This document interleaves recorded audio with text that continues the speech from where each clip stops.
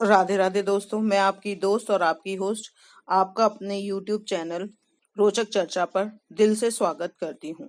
दोस्तों, आप सब कैसे हैं? आशा करती हूँ कि आप सभी मंगलमय और स्वस्थ होंगे और श्रावण मास महीने में बारिश का आनंद ले रहे होंगे। और मुझे आशा है कि मैं जो ये श्रावण मास महात्म की कथा सुना रही हूँ, ये आप जरूर सुन रहे होंगे। आज दिन 7वां है और हम 7वां अध्याय का श्रवण करेंगे। या गौरी सर्वभूतेषु विद्या रूपेण संस्था नमस्तस्यै नमस्तस्यै नमस्तस्यै नमो नमः। या गौरी सर्वभूतेषु लक्ष्मी रूपेण संस्था नमस्तस्यै नमस्तस्यै नमस्तस्यै नमो नमः। 7वां अध्याय मंगला गौरी व्रत का वर्णन तथा व्रत कथा। ईश्वर बोले, हे सनत कुमार, अब मैं अति उत्तम भौम व्रत का वर्णन करूंगा, जिसके अनुष्ठान करने मात्र से वैधव्य नहीं होता। विवाह होने के पश्चात 5 वर्ष तक वह व्रत करना चाहिए। इसका नाम मंगला गौरी व्रत है। यह पापों का नाश करने वाला है। विवाह के पश्चात प्रथम श्रवण मास के शुक्ल पक्ष में पहले मंगलवार को यह व्रत करना चाहिए। केले के खंबे से सुशोभित एक पुष्प मंडल बनाना चाहिए और उसे अनेक प्रकार के फूलों तथा रेशमी वस्त्रों से सजाना चाहिए। उस मंडप में अपने सामर्थ्य के अनुसार देवी की स्वर्णमयी अथवा अन्य धातु से बनी प्रतिमा स्थापित करनी चाहिए और 16 उपचार से, 16 दुर्वा दलों से, 16 अपामार्ग दलों से, 16 चावलों से तथा 16 चने की दाल से मंगला गौरी नामक देवी की पूजा करनी चाहिए और 16 बत्तियों से 16 दीपक जलाने चाहिए। दही तथा भात का नैवेद्य भक्ति पूर्वक अर्पित करना चाहिए और देवी के पास पत्थर का सिल तथा लोढ़ा स्थापित करना चाहिए। 5 वर्ष तक इस प्रकार से करने के पश्चात उद्यापन करना चाहिए। माता को व्ययन प्रदान करना चाहिए। अब उसकी विधि सुनिए। अपने सामर्थ्य के अनुसार एक फल प्रमाण सुवर्ण की तथा उसके आधे प्रमाण की तथा उससे भी आधे प्रमाण की मंगला गौरी की प्रतिमा निर्मित करानी चाहिए।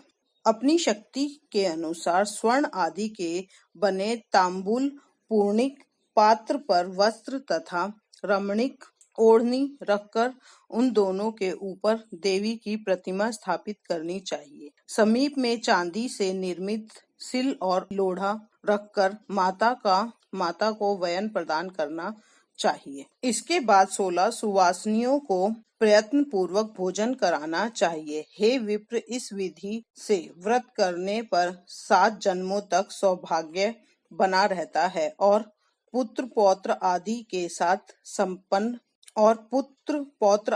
के साथ संपन्नता विद्यमान रहती है। सनत कुमार बोले, सर्वप्रथम इस व्रत को किसने किया था और किसको इसका फल प्राप्त हुआ?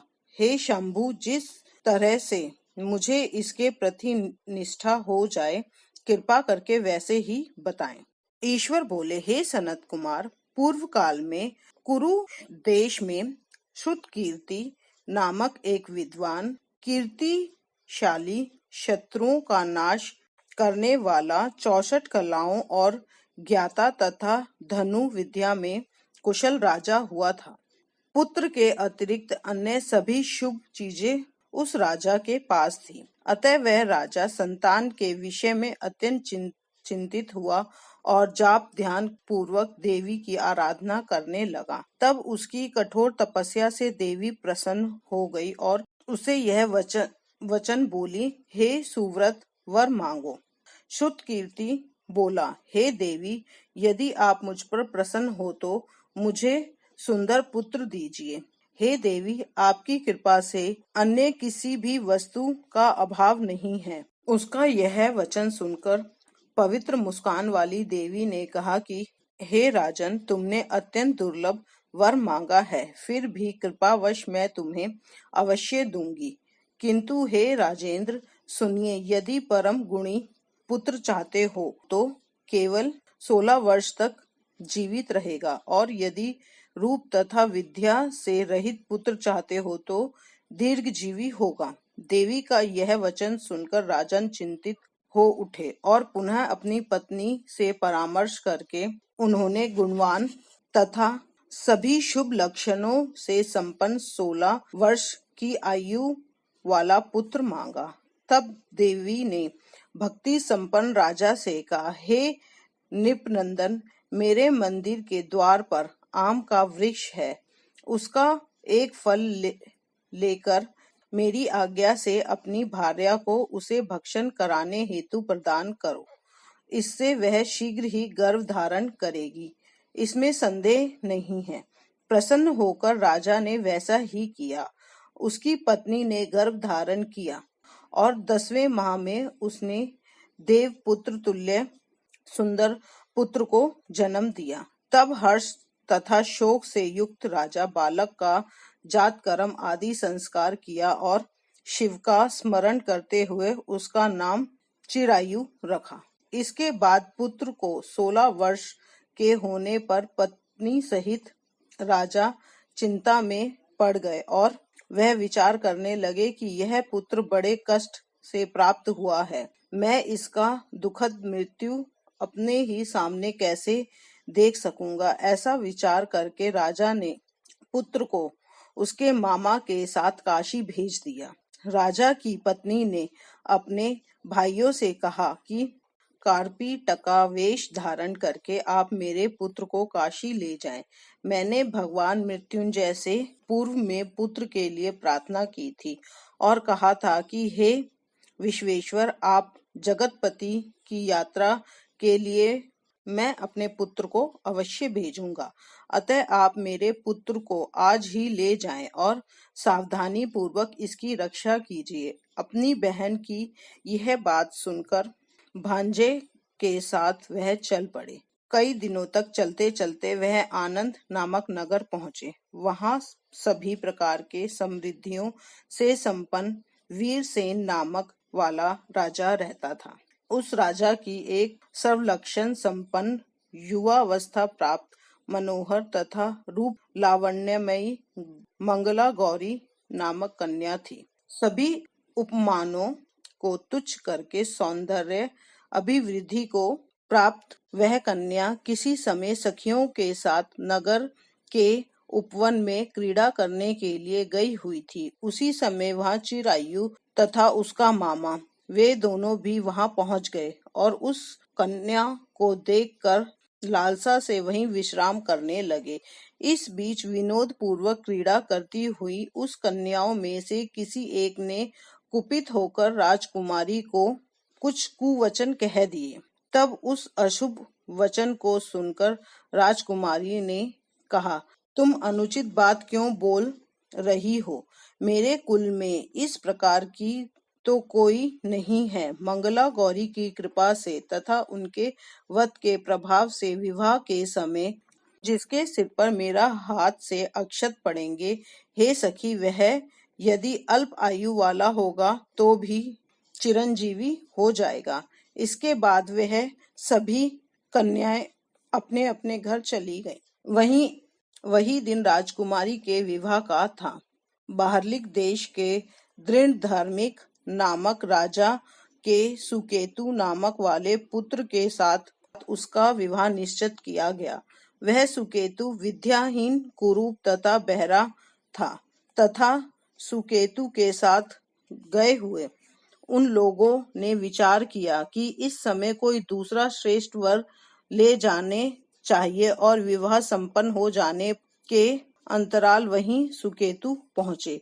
तदंतर चिरायु के पास जाकर उन लोगों ने उसके मामा से याचना की कि वह इस बालक को हमें दे दे, जिससे हमारा कार्य सिद्ध हो जाए। इस पृथ्वी पर परलोक के समान कोई दूसरा धर्म नहीं है। उनकी बात सुनकर चिरायु का मामा मन ही मन बहुत प्रसन्न हुआ, क्योंकि उसने उपवन में पहले ही कन्या मंगला गौरी की बात सुन ली थी। फिर भी उसने एक बार कहा कि आप लोग इसे किस लिए मांग रहे हैं? कार्य की सिद्धि हेतु वस्त्र अलंकार आदि मांगे जाते हैं, वर तो कहीं भी मांगा नहीं जाता। तदपि आप लोगों का सम्मान करने के लिए मैं इसे दे रहा हूँ। इसके बाद चिरायु को वहां ले जाकर उन लोगों ने विवाह संपन्न कराया। सप्तपदी आदि के हो जाने पर रात्रि में शिव पार्वती की प्रतिमा के समक्ष उस चिरायु ने हर्षयुक्त होकर मंगला गौरी के साथ शयन किया। उस दिन चिरायु के 16 वर्ष पूर्ण हो चुके थे और अर्धरात्रि में साक्षात काल सर्प रूप में वहां आ गए। इसी बीच संयोगवश वह राजकुमारी जग गई। उसने उस महासर्प को देखा और वह भय से व्याकुल होकर कांपने लगी। तब उस कन्या ने धैर्य धारण करके 16 उपचारों से सर्प की पूजा की और पीने के लिए उसे दुग्ध प्रदान किया। उसके दीनता भरी वाणी से उस सर्प की प्रार्थना स्तुति की। मंगला गौरी प्रार्थना करने लगी कि मैं उत्तम व्रत करूंगी, इससे मेरे पति जीवित रहें। ये जिस तरह से चिरकाल तक जीवित रहें, आप वैसा कीजिए। इतने में सर्प वहां स्थित एक कमंडलू में प्रवेश कर गया और मंगला गौरी ने अपनी कंचुकी से उस कमंडलू का मुंह बंद कर दिया। इस प्रकार उसका पति अंगड़ाई लेकर जग गया और अपनी पत्नी से बोला, हे प्रिय, मुझे भूख लगी है। तब अपनी माता के पास जाकर वह खीर, लड्डू आदि ले आई और उसके द्वारा प्रदत्त भोज्य पदार्थ को उसने प्रसन्नता में होकर खाया। भोजन के पश्चात हाथ धोते समय उसके हाथ की अंगूठी गिर पड़ी। तांबुल खाकर वह पुनः सो गया। उसके बाद मंगला गौरी कमंडलू को फेंकने के लिए जाने लगी। विधि की कैसी गति है कि कमंडलू से बाहर की ओर जगमग करती हुई हरा क्रांति को देखकर वह आश्चर्यचकित हो गई। घट में स्थित उस हार को उसने अपने कंठ में धारण कर लिया। उसके बाद कुछ रात शेष रहते ही चिरायु का मामा उसे ले आया। उसके बाद वर पक्ष के लोग सुकेतु को वहां ले गए। उसने देखकर मंगला गौरी से कहा कि यह मेरे पति नहीं है। अब उन सभी ने उनसे कहा, हे शुभे, तुम यह क्या बोल रही हो? यहाँ तुम्हारा कोई परिचय हो तो उसे हम लोगों से बताओ। मंगला गौरी बोली, जिसने रात्रि में 9 रत्नों से बनी अंगूठी दी है, उसकी उंगली में इसे डालकर निशानी देख लो। मेरे पति ने रात्रि में मुझे जो हार दिया था, उसके रत्नों का समुदाय कैसा है, इस बात को यह बताए।